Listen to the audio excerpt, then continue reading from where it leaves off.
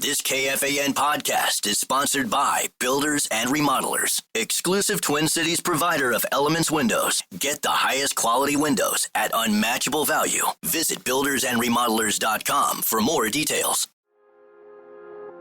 Something unexpected happened after Jeremy Scott confessed to killing Michelle Schofield in Bone Valley Season 1. Every time I hear about my dad, it's, oh, he's a killer. He's just straight evil. I was becoming the bridge between Jeremy Scott and the son he'd never known. At the end of the day, I'm literally a son of a killer. Listen to new episodes of Bone Valley Season 2 starting April 9th on the iHeartRadio app, Apple Podcasts, or wherever you get your podcasts. And it's another Wild Wednesday here on The Fan, and we've got your shot at tickets all day long to this Sunday's game against Dallas. Make sure you use the TalkBack feature in the iHeartRadio app to give us your best Let's Play Hockey call for Sunday's game to enter for your chance to win a pair of tickets.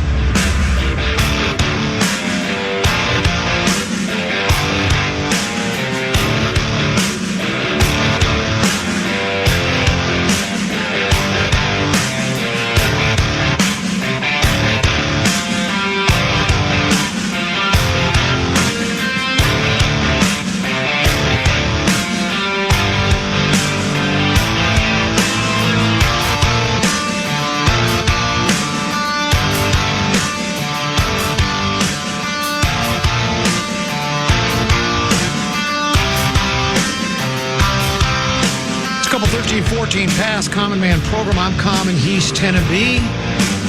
Legendary Mark Rosen joins us now. By the way, I'm the founding member of the Otto Graham fan club. You saw the highlight package. I was captivated by it.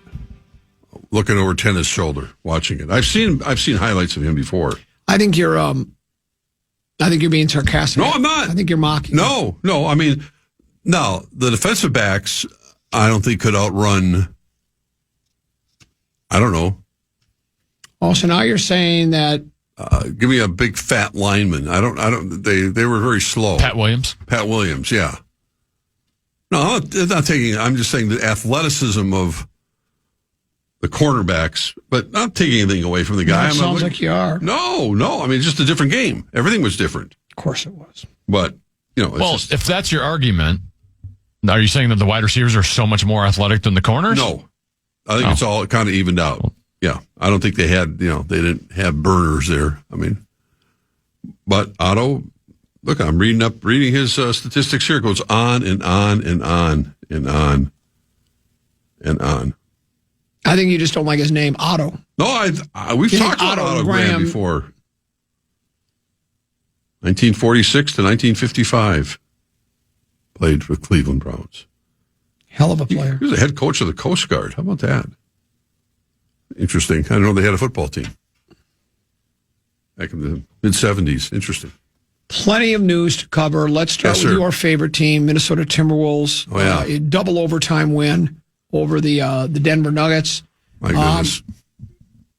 I don't think there's a team that the Wolves need to be afraid of in postseason. Would you agree? Yes.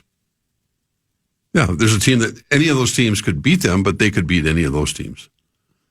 And, it was one for the books last night. I mean, a lot of folks, more than I thought, stayed up late. It was, Did you stay up? Oh, yeah. I wasn't going to go to bed. Are you kidding? Yeah, I mean, I have to get up early, but not like, no, I was texting with my son who was watching it out in L.A. Of course, he's got the 2-hour difference, which is nice. But it was, I thought Denver was going to run him out of the building. You could tell that Mike Malone was fed up with being fed up about the Wolves beating him time and time again. They raced out to a 16-point lead, and I thought, well, nice try. But then they were not able to sustain it. Their bench is woefully weak. They were missing a couple of their players, Jamal Murray, Michael Porter Jr. A couple of their players. Yeah, just Jamal two. Murray is one of the best players in the National Basketball Association. He can be, but he can be hot and cold. But the Wolves are also missing Nas and Dante, two of their better shooters, especially three-point shooters. So it all kind of evened out. But the Wolves bench is so much better. It has been, and it will continue to be. They outscored the Nuggets reserves 40-14. And that's the problem. That's the Achilles heel for the Denver Nuggets. They just don't have a bench. And Jokic, you can tell how serious Mike Malone took it, where the Joker didn't come out for 1 minute after after halftime. It was, he said, "Look, I want to stay in," and he was brilliant. He was. I mean, we all can look at Joker and go, "Okay, he whines about this call." He knows how to draw fouls better than anyone in basketball. The way he uses his body and leverages against the defenders, big and tall, short and whatever. But his passing, everything about him was. Would you rather have Joker or Ant? That's a really good question. It's a slam dunk. It's Joker. Well, I mean, right now, yeah. But Ant, 3-4 years from now, no. I'd take Ant. I think Ant is scratching the surface. I mean, how old is Joker? He's not that old. I guess he's like, I'll have to double check. But Joker's phenomenal. Yeah, right now. He's the best player in the league, I think. But it was fun. It was a lot of fun. A lot of controversial calls, obviously, at the end of the game. What the Wolves, I will throw this, and I'm sure Chris Finch probably would address it, but we've seen it even before last night's game. Time and time again. The Wolves are in a situation, end of the game, they need a shot to tie it, to win it, send it to overtime. They design a play, in the huddle, and whatever they design just completely falls apart. They had 3 shots at the end of regulation and the first overtime. Of course, the second overtime, we saw what happened. They just in desperation mode, just jack one up somewhere. And they don't run a play that ever seems to work. And Ant has missed, I don't know how many last second shots. But it's not just him. I mean, he's trying to set up his teammates, but no matter what they try to do, and maybe give the other team the credit, but nothing ever seems to work when they need a basket at the end of the games.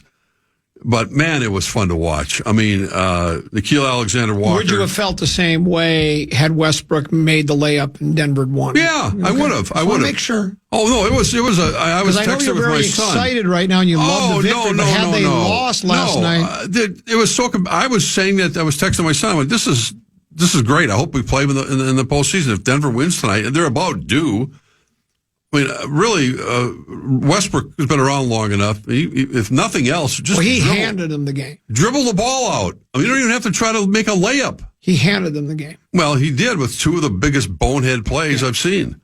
But he should. You'll take the win. I'm not saying the Wolves should apologize for the win, but they should have lost that game. Well, they should have, but the Wolves also had many opportunities in overtimes to put them away, and Joker brought them back. It seems like every single time. But Ant made some unbelievable shots late. I mean, he was not a factor early in the game as he normally, he can't be. I think his hand is finally feeling a little bit better, but he had stitches in his thumb, and that I think he's finally getting a little bit better. But it was, for those who, if you didn't know that was not a playoff game, man, you could have fooled me, because that had more intensity than a lot of playoff games. So in other words, both teams actually tried hard start to finish. Well, I mean, Denver. Right? Both teams tried hard start to finish. Yeah, I know you're supposed to. Well, yeah, you're caught up on this tried hard. Well, I mean, you could say that, but if the Wolves were down by 16, it wasn't working for them early. Yeah. So whatever they were doing, they were trying, but they were out of sorts. But the good news was they didn't panic. Because that's an easy place. I don't think the Nuggets had lost a game when they had a first quarter lead, and they were up big. It wasn't like they were up by 3 or 4. They were up by 16 against that team on their court with, the altitude and everything else. It was... Wait. Altitude? Obviously didn't have a factor in the game, did it? Like I've always said. Well, I'm just saying that, time zone change. Talk to Julius Randle. I mean, he had to chase Joker up and down the court for 50 minutes. That had more to do with playing Joker than the altitude. But it can affect players. Of course it can. Well... When you're playing in Denver, have you ever been there? I've been to Colorado. Yeah, okay. Well, I don't know. I'm just saying, walking around. Sometimes when I've gone skiing there, you need to see the Fitness King. Just walking around Denver. No. When you go up in the mountains, not when I'm walking around Denver, but if I'm running full speed for a period of time. Well, they're not playing the game in the mountains. They're playing it in Denver. But it still can be a factor. Is what I'm saying. Altitude, if you allow it to. Well, these guys are primo athletes. Again, all I can say is I've made this argument forever that's one of the most overrated things. It was invented by the media because they need a take. They need to fill time. So they go to the players and say, boy, you must be tired because of the altitude. And they all went,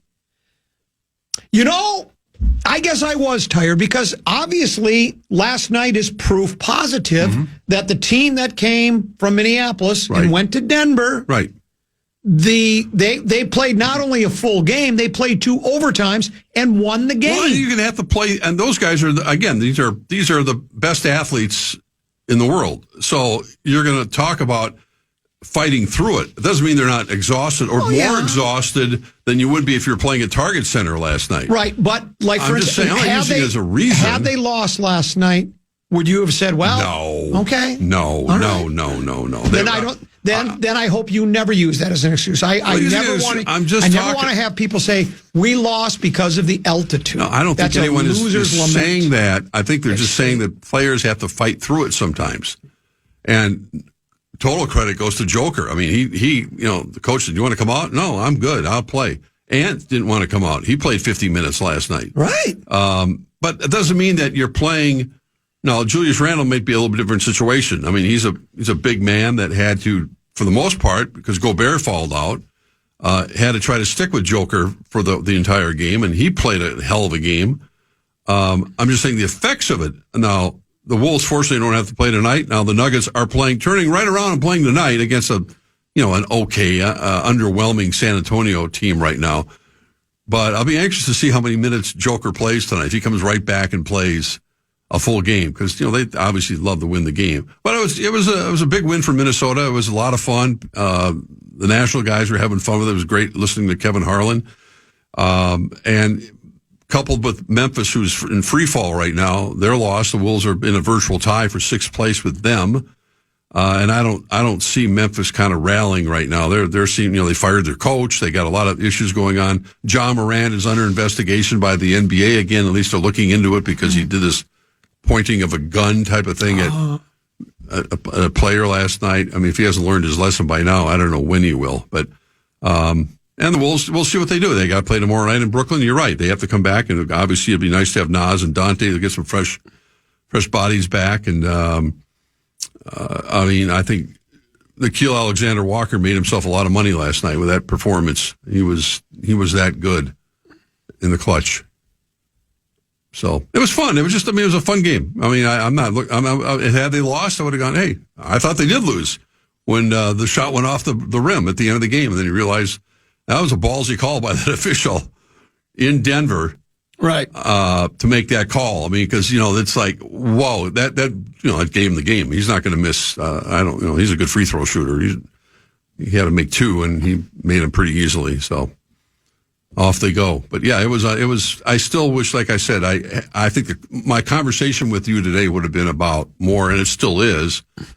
Why can't they drop a play that seems to give them a much better chance of scoring at the end of games, end of overtimes, and I've seen it at Target Center as well. But it's a work in progress, as they say. But like time's running out to work on it. Well, no, we're 76 they work games on into the it, season. but things happen. They get a double team somewhere they didn't expect, and I don't know. It's like when we called McHale with the fake trade, and he said, "We better hurry up. Time's running out. We don't have much time." Saying, we're running out of games. We better figure out a way to get the ball and play pretty quick. Yeah. Because playoffs start in about, 2 weeks? So getting there. They might want to figure that out. We'll take a break. We'll come back. Plenty more to get to with Mark Rosen, including Steph Curry's phenomenal performance last night. Twins finally win, and other items as well. Common Man program on the Fan.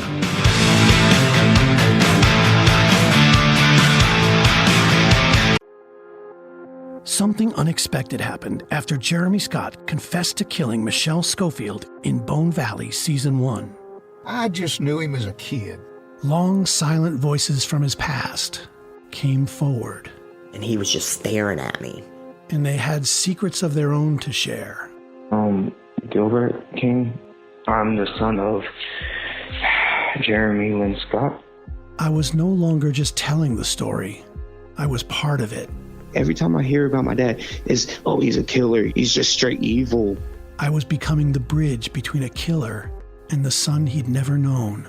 If the cops and everything would have done their job properly, my dad would have been in jail. I would have never existed. I never expected to find myself in this place. Now, I need to tell you how I got here. At the end of the day, I'm literally a son of a killer. Bone Valley, Season 2. Jeremy. Jeremy, I want to tell you something.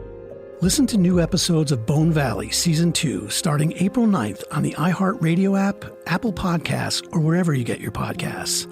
And to hear the entire new season ad-free with exclusive content starting April 9th, subscribe to Lava for Good Plus on Apple Podcasts. The Fan. Get down to Tom's Watch Bar in Minneapolis this Thursday at 6:30 and join the Power Trips Meat Sauce for a KFAN Wolves watch party. We'll have Timberwolves versus Nets live on the big screens, delicious food and drinks, and your chance to secure exclusive KFAN swag and to qualify for Wolves season finale tickets. Get all the details now at KFAN.com. Keyword calendar. Couple 13-14 pass, Common along with the legendary Mark Rosen. Antenna B, of course. Twins finally win a game. They were down 3-0 to the White Sox. It looked like they might be on their way to being 0-5. But then they put together their best inning. The first time I think they had what the kids like to call a crooked number. Yeah. They put up 5 runs in the 5th of the 6th, added some later, and they win their first game. The Monkeys off their back. Yeah, they're trying to play again this afternoon, but it's apparently in Chicago they're going to say we're going to wait hours and hours, but I don't know why. Cause since the Twins play them a number of times this year back in Chicago, but it's under an official rain delay, and it may be a long one. I mean, obviously it's snowing, sleeting, whatever it's doing here, and they have the home opener here tomorrow afternoon, weather permitting. But it sounds like it will be fine tomorrow. But I don't know what on a getaway day normally they go, okay, we'll just come back in whenever June, July, and play a doubleheader or something. And they don't want to play doubleheaders. They hate that. I know the players are soft. Well, I mean, they don't play doubleheaders anymore because it's too taxing. Well, it's usually costs the owners more if they have a doubleheader. Unless it's a day-night doubleheader, they lose a gate. You make it a day-night doubleheader. That's what I'm saying. Is you can make it. Well, I don't know if that's the reason. I don't know what's the reason, but I know apparently the reason. It's a collective bargaining agreement. They do not want to play double. That's why they don't schedule it. They used to have doubleheaders all the time. They had. I remember. Well, I know you remember that, but I'm just saying they did. Why wouldn't they? Why wouldn't they know? There's only one reason. The players don't want to play 2 games. The money part is part of it, but you could do split. You could do split doubleheaders and still get a gate. Would the gate be? Well, if you have 2 games in one day, would that lessen how many people would go to a game overall? I don't know. I think, especially on a Saturday. We're talking about the White Sox, and you're going to get 3,000 people showing up anyway. Especially on a Saturday. Yeah. Where there are people that go, well, I'd love to go to the game. It was in the evening because we got plans on a Saturday. We're going to go water skiing and go to the park or something. And there's the people say, well, gosh, I'm doing something at night. If the game was during the day, I think it's all collective bargaining of your players. Well, this is the White Sox are in charge of the decision if they're going to start the game or postpone it. The umpires aren't right now, not until the game begins. Then they have that decision. But I don't know what their plan is right now. It's 2:20. The game was supposed to start an hour ago, and I don't know. I haven't seen an update to see how they're any closer. Pablo Lopez is supposed to start today, and if not, if they are going to get rained out, they do get rained out, then he'll come back and pitch tomorrow. So then they have a scheduled day off here on Friday because that's the same sort of system they always have. I don't know what their expectations for their crowd is tomorrow. Probably decent, but after that, it's going to be, they're playing Houston. Yeah, it'll be. I haven't looked far enough. Yeah, they're playing Houston, I think. So yeah, it's good they finally got a win. I mean, it's they're playing the White Sox. I mean, you got to win a bunch of games. But do you think there's any team the Twins should fear? Yeah, pretty much all of them. Wow. Well, I mean, fear. I don't think fear, but to compete with on a high level. Yeah, pretty much anybody in the East. You're down on this Twins club, aren't you? Well, I just don't see where they're. I mean, most experts, if you want to call it the national people, picked them to win the division. Yeah, but here we are. You think they're going to finish in 4th or something? I mean, to me, the catalyst for this baseball team is Royce Lewis, and I mean, Correa's not hitting. He hasn't had a hit yet. He's like 130, isn't he? I think he's got 1 hit. No, I don't think he has a hit. I don't think he's hitting 0. Double checked it, but I think he's. Did he get a hit? He had a great defensive play I saw last night, but he got a hit finally. I think he did. I don't think he's hitting 0. I thought it was 0. But Royce Lewis is the guy that makes the team go. I think his he's got that I mean, if you talk about athletes in this town, again, we just mentioned Ant, obviously Justin Jefferson when he's healthy, Kirill Kaprizov, and I think Royce Lewis has that extra little gear and certainly that engaging personality that adds more to his ability. But we got to get him on the field, and so I don't know how long that process is. We were under the impression this was not going to be a long thing, but with the colder weather now and coming back home and dealing with a hamstring, I mean, you kind of wonder if they're going to be extra cautious with him because the last Carlos Correa is 0 for 17. He has not got a hit? No. Oh, my God. I thought he got He's a hit. He's 0 for 17. Wow. You've got to be kidding me. I'm glad he made a nice play last night. His batting average is 0-0-0. No home runs, no RBI, no stolen base. His ops is .056. Whatever ops is, I don't even know. But that would on base plus slugging. Yeah, that would characterize a slow start. And he didn't have a good spring either. Not that matters, but I mean, normally you'd say, well, it doesn't matter. He's trying different things. Everybody tries different things in the spring, but it's carried on into obviously this first week of the season. And I believe by Buxton has, is it 2 hits? Yeah, they're top of the orders. It hasn't done much of anything. Like some of the lower, guys in the middle of the order or lower in the order, the ones who've been getting the hits. Other than Wallner, I think he's got a couple of hits. Buxton's hitting 118. Yeah, Larnick and Wallner are probably doing better. Someone's got to be doing better. I don't think the team can go very far if they don't get. Obviously, have to get. They'll get more contributions they're getting now, but if they, if those two play like that and Lewis doesn't. I mean, Lewis was awful the last half of the season last year. Just simply awful. Yeah, he was. He was over. I mean,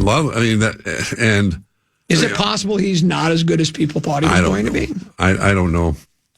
Players go through different cycles of early in their careers. He claimed he doesn't believe in slumps. I remember reading that quote. What if he does now? Yeah. He had one last year. But, without the big three, they're going to be in a lot of trouble. They have other nice players, They had guys get hits last night. That yeah, exactly. That's going to happen. But I think I think most teams have their 2, 3 that middle of the order. That middle of the order better be better more often than not, or the team is going to struggle. I think you're going to see a lot of guys that are already in St. Paul right now. They're going to be playing for the Twins, by the summertime. Really? Yeah, I think that's just the way the management and Rocco are going to approach it. They got a lot of guys that are, even the pitching staff, your guy Festa and a few other ones are going to be, I think, pitching for this team before long. The pitchers might, unless these guys get a turnaround. Do they have enough? Do they have enough everyday players in the minors that are that good? I can't name one guy, and that's not to say there aren't there, because I'm not paying as close attention to the St. Paul Saints as I once did. Well, it's pretty early to be paying attention to them. And when we got the Wolves coming down the stretch, the Wild coming down the stretch, we got the draft coming up. I mean, it's first week of the season. Pretty hard to get wrapped up in too much of it right now. Yeah, unless you're really. Well, these games count as much in March and April as they do in October, Mark. I did not know that. I mean, if we end up losing a playoff spot by a game or two, right? I guess you could point to a couple of losses in July, but that doesn't mean you can erase these ones that happen now, especially when you lose to the White Sox. No. Well, they only lost to them once all last year. I think they were 12-1 against them last year. Yeah. And they're going to try to wedge that game out. It sounds like you're against trying. You just call this game off. No, I just don't know how long. I don't know what the upside is of trying to play this game starting in at 5 o'clock or something. I don't know what the weather conditions are in Chicago right now. I haven't checked with Paul Douglas lately, so I don't know. I just had heard earlier that I think with one of the scribes was saying they're going to wait a while, and even though it's getaway day, that obviously the Twins, you're an hour flight. It's not like they're flying across the country, but obviously they'd like to get back, and thankfully today's not the opening day here because they would not be playing today here. Hour flight. Is there an altitude change from Chicago of any? Not think of any significance. Yeah. Okay. No time zone change. No. Central time zone. Okay. Yeah. No other red flags. All right. Just wanted to make sure I got it because those things, you always got to keep those in mind. Those can be major factors in a team's performances. Man. Yes, it can be. It can be a major factor. What do you think of Otto Graham? You love Otto Graham. Well, I was so tickled to see that because I've been laughed at and mocked and ridiculed plenty of times. including my producer. He would just go along and kind of just roll his eyes over there when I talk about Otto Graham, and he would laugh, and you would, and all the listeners. Oh, well, that's Common being Common. He's just trying to be different. I watched the man play football. No, you didn't. Well, on highlights I did. Well, yeah. I mean, yeah. It's old school stuff. I mean, anytime you watch, it's like when you watch old college football stuff, it looks like you're playing in slow motion. So Joe DiMaggio played in the 40s. He wasn't any good then either, right? Well, no way now. It was different back then. The pitchers didn't throw as hard as they do now. No, they do not. Not even they did close. Not. No. And pitchers went much deeper into games, so it wasn't like you were getting fresh arms to hit against all the time. I think there are guys, I mean, if you were to use that logic, I mean, there are players, of course, of every era that would translate and be as good an athlete as they are. I don't think anyone would ever suggest to Bronco Nagurski, God rest his soul, that Bronco Nagurski couldn't play in today's game. He would have been a combination of Larry Zonka, Derrick Henry, and Adrian Peterson. That's what and then Bronco you would, Nagurski and then you wouldn't been. need 5 running backs like I had, because you got one guy that's like 5 running backs. That would be the biggest difference. Our own Bronco Nagurski, just like saying Bronco Nagurski. He played for the University of Minnesota when they won. They're the only. Do I have this fact straight? We talked about it earlier this year, I think. They're the only university to win 3 national championships. Now, it was an awful long time ago back in Bronco, but still, it's a record we hold. Yeah. Bruce Smith won the Heisman Trophy, the only golfer to win a Heisman Trophy. Yeah. Let's take a break. Okay, you got Otto Graham fever. I've got other things I want to bounce off you on the other side of that break. A transfer portal is open wide up. Will Medved strike? Is he going to be able to convince some other kids to come here? It'd be interesting to see. Add another topics to bounce off Mark Rosen here on the Common Man program. Let's do this. Let's give away that pair of tickets to Flop, Sweat, and Tears. If you'd like to go to the show, you're going to have to win tickets on the air because it's sold out. It's Common Man, Meat Sauce, and Larry Mandela Guy at Styx Tavern at the Dahlgreen Golf Course in Chaska. Be the 11th caller now, and you'll be able to catch all the knee-slapping, side-splitting laughter from Sauce, Common, and Larry Mandela Guy. Be the 11th caller, 1-800-320-5326. You'll be a winner if you're the 11th caller from all of us here at the Fan.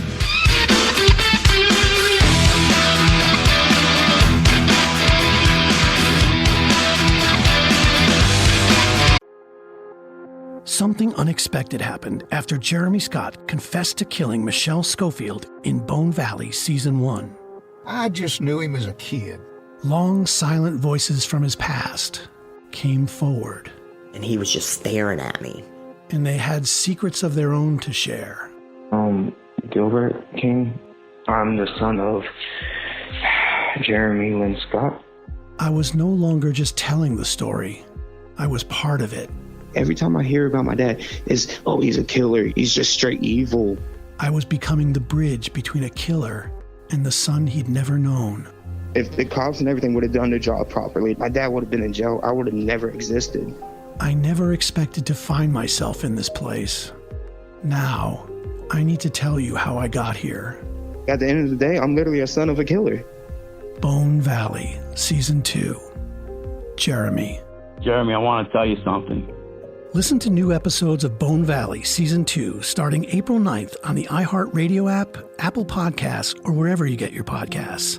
And to hear the entire new season ad-free with exclusive content starting April 9th, subscribe to Lava for Good Plus on Apple Podcasts.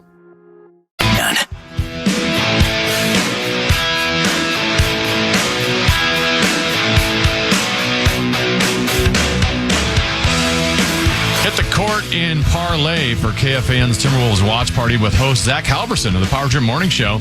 Catch the Timberwolves on the big screens as they face off against Brooklyn on April 11th at 8 p.m. Party with free food, prizes, and more. Get all the details now at KFAN.com. Keyword calendar.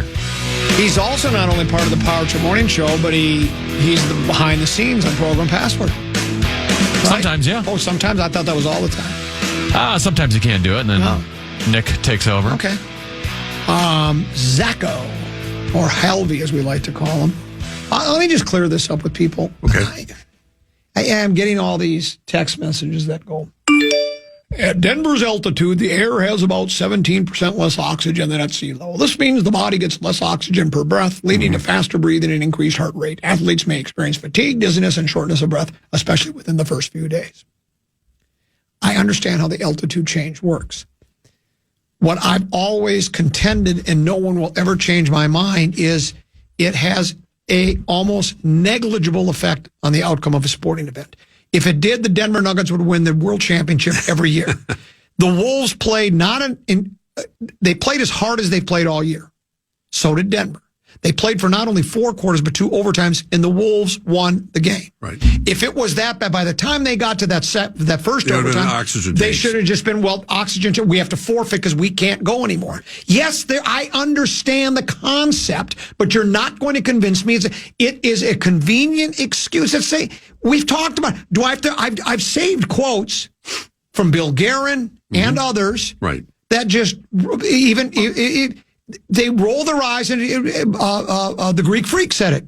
Well, we do fly commercial, and when we pull up at the airport, our cars are parked out on the tarmac, warmed up, ready for us to go. Same thing. It's like, but it's not enough. If it was, the Wolves could not have won that game last night. It just wouldn't have happened if it was that big of an effect. There is an effect, but it's not enough to change the outcome of the game. For the average person walking around Denver, to me, I don't notice a difference. If I would have gone skiing up there, I've gotten my share of altitude sickness. So I have felt it, and it's kind of scary sometimes. And I think a lot of people, if you're not ready for it, if you don't have the right medication, whatever it might be, it can hit you. But yeah, I agree. I mean, Ant didn't back off. He wasn't using it.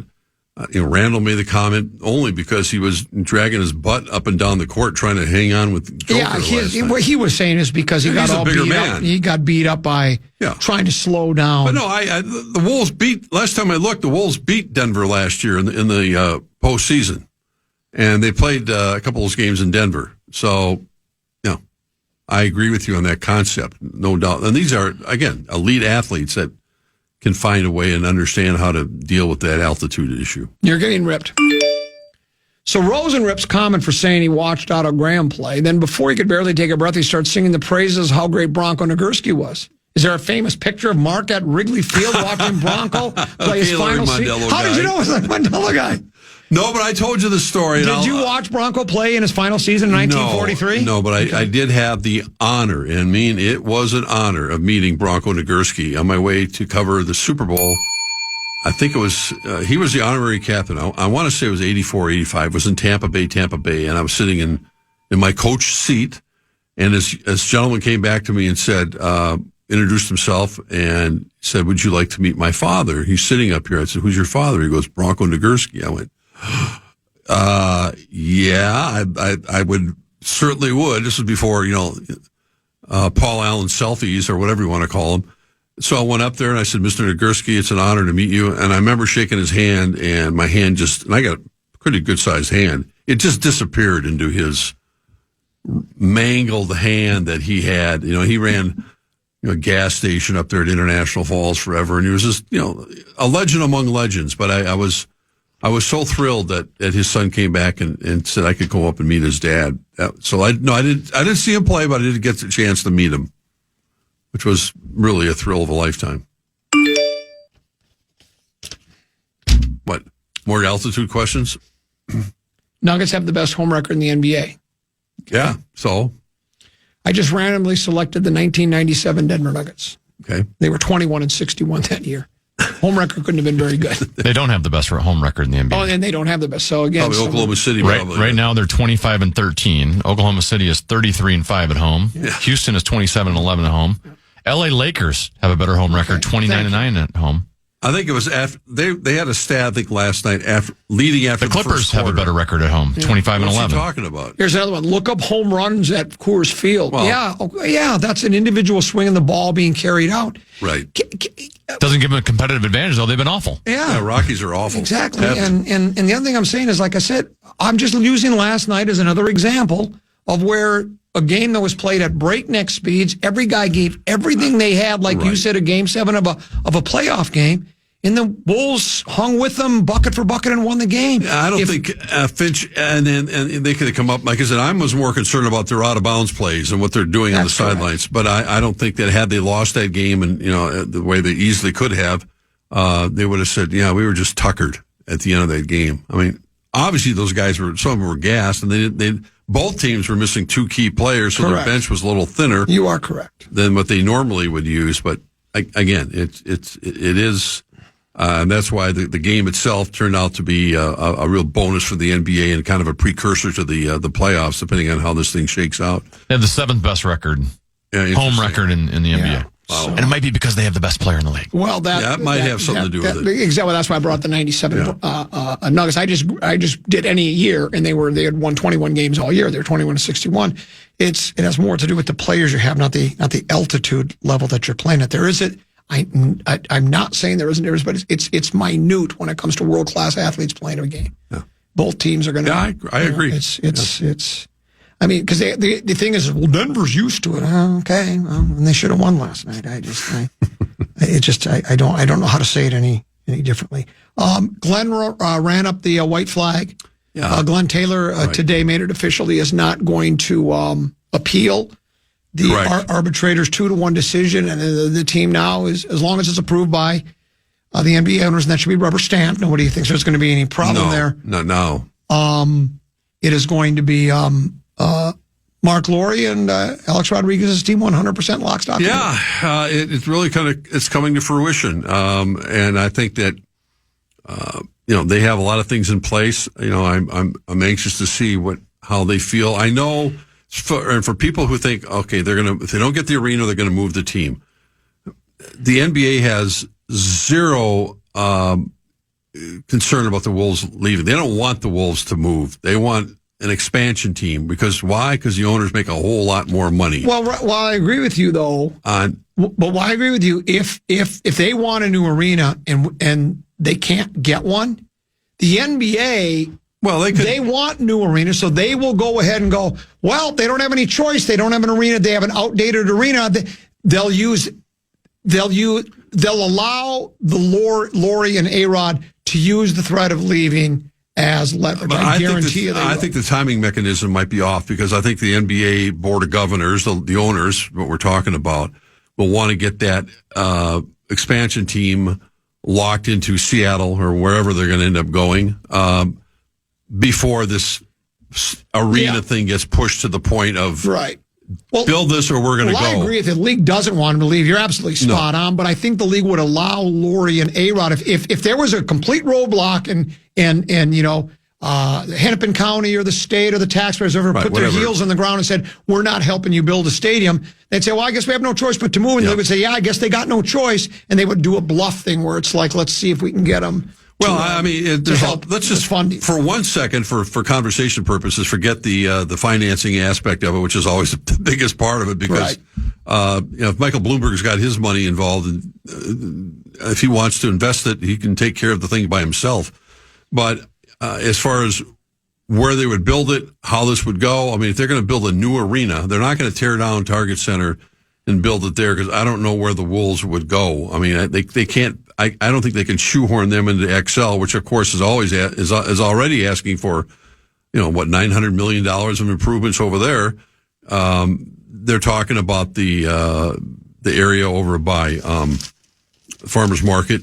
As far as I just drove by there the other day for. You think that's where it's going to be? I think that's about the only logical place they have left in the city, unless you're going to go to Arden Hills. Well, there's still land up there. They have not done a thing with it.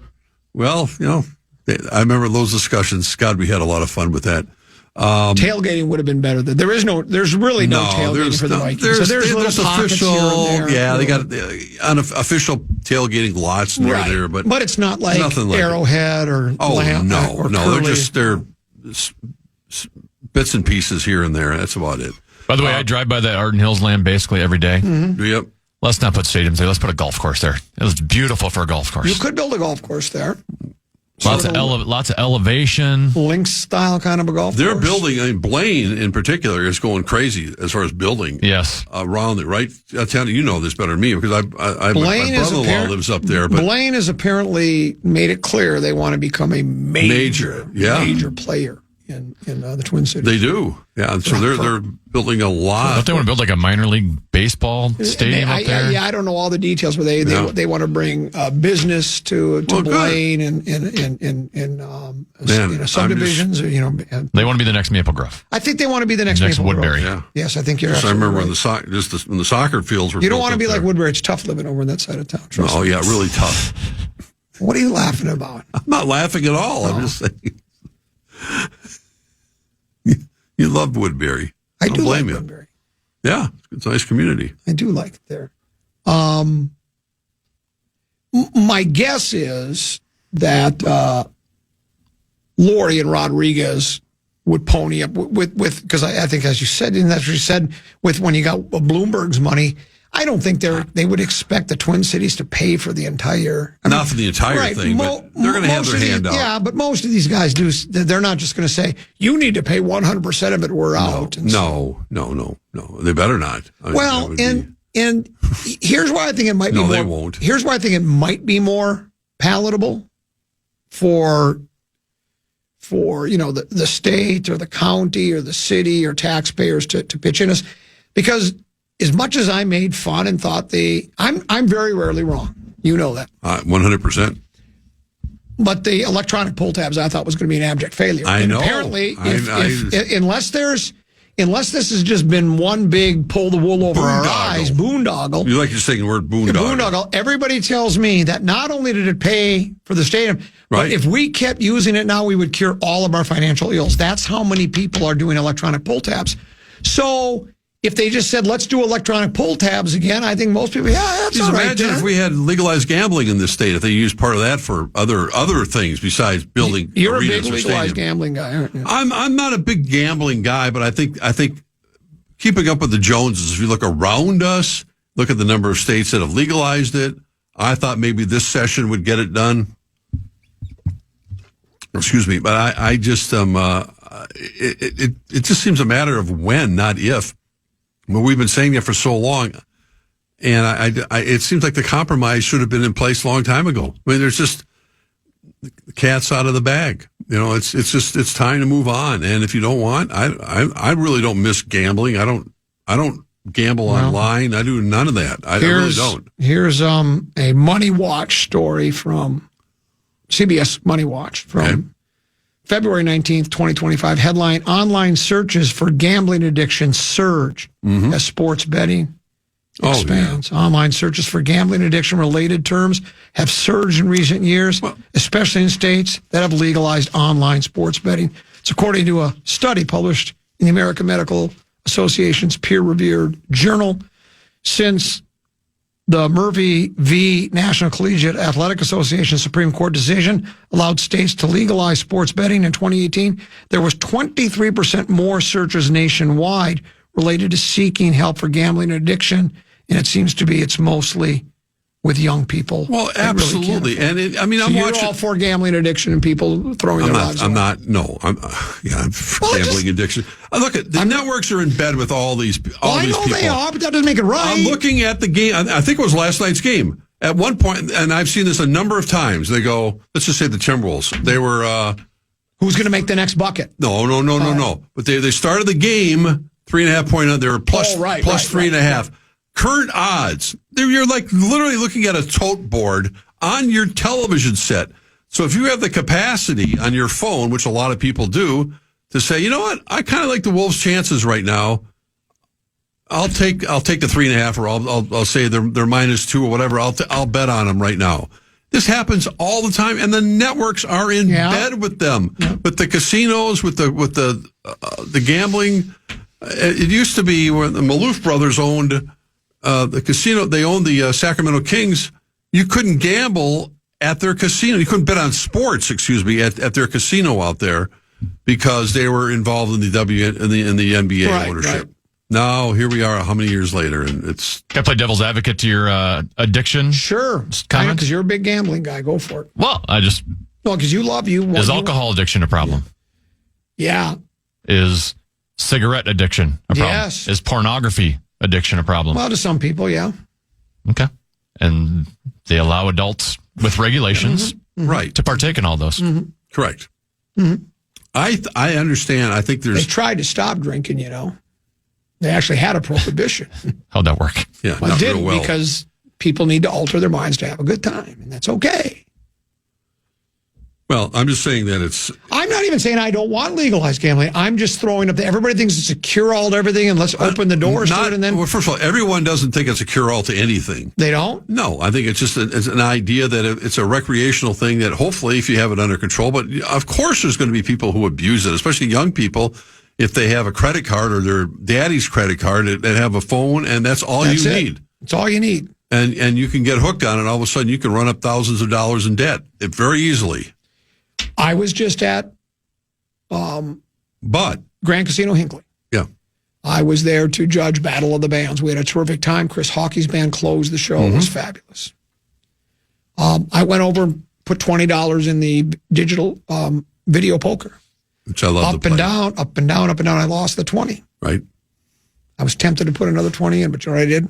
You I walked fought away. the urge and I walked away. But I think it's like anything else. When you go, I lost $20. Yeah, but you know what? And I was up to 23 and was thinking of checking out. I was $3 up, and I thought, I'm cashing in right now. My rule on a $20 on a video poker, if I double it, I'm out. Yeah, if I get that's to good. 40, I'm out. But see, you're disciplined that way. And Right. I think if people have the same discipline when you go into it, you say to yourself, number one, I'm not going to go to the ATM machine. Right. I'm going to, if my night out of entertainment is to go to a casino and I have Yes. $300-400, and as opposed to going out to having a nice dinner and going to see a show, whatever it is, this is my form of entertainment. And you leave and you happen to lose some money, so Like be it. you, spending several $1,000s having at the Lexus Club, having your swordfish, and then sitting courtside. Oh my God, I haven't sat courtside, but I think once this year, so that was it. Hopefully that'll change from the playoffs. Closed circuit too. If we make the playoffs. Oh, they're in the playoffs. I mean, the play-in. The 7-10 doesn't count as playoffs. No, I know. I understand that. You think we'll get out of the 7-10 Yes, if we're 7-2? I do, based on their schedule, based on the way Memphis is 10 to playing. me, 10 to me. Yeah, I'll take the bet. Hit it. Yeah, 100%. All right. Oh, yeah. All right. We'll wait till the matchup comes up, and then we'll start talking. Oh, I thought you wanted to make a wager on whether or not they're going to make the... Well, no, and they're going to get the 7-10, but let's say they're the 7. I think they're going to make the 6. Top 6. Yeah, I thought that's what you were betting against. Yeah, that's what we were betting on. No. They won't make the top. You think they're going to make the top 6? Absolutely. Well, they're tied with the Grizzlies now. That's fine. Yeah. That's fine. Grizzlies are going That's because they nowhere. finally tried hard last night. No, the Grizzlies fired their coach and they're not going anywhere. I don't care. I'll take that They're bet playing right at now. Miami. They're playing Miami Put your money tonight. where your mouth is. $2.12. No. Will you go 2.12? I'll go 2012. I don't bet that. See, that's where gambling addiction problems come. I can't afford. I'm betting with my head and not my heart. I can afford to lose $2.12. So you don't want to go 2. You must not have a lot of confidence in that bet. Wonderful. Fine. There we go. $2.12. Power trip. Why are you going down? It used to be like $5-6. Now it's down. I lost my last, and I don't think you paid me on our last bet either. So Rosen's got 6-seed or above. You've got 7-seed or worse. Yeah. I think you owe me money. Was that a $5? I think it was like a $5 one. I think you owe me money. Is. There we go. I didn't even know I did. Yeah, Thanks for reminding me. So let's bet that $5. You're playing with house money. Okay, let's go 5. Let's have power trip bets. Power trip bets closer. Let it ride. $5. I got one of the top 6 for the Wolves. And I've got 7 or less, me boy. That was fun. I'm sweating from it. You're already breaking out my sweat thinking about it.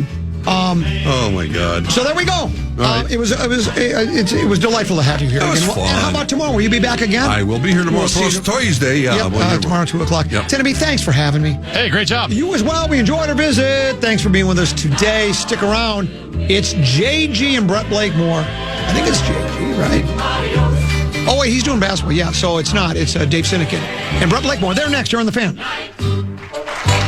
morning, good afternoon, and good night, Minnesota! Good night, folks, and good Good night, Mrs. Calabash. Wherever you are.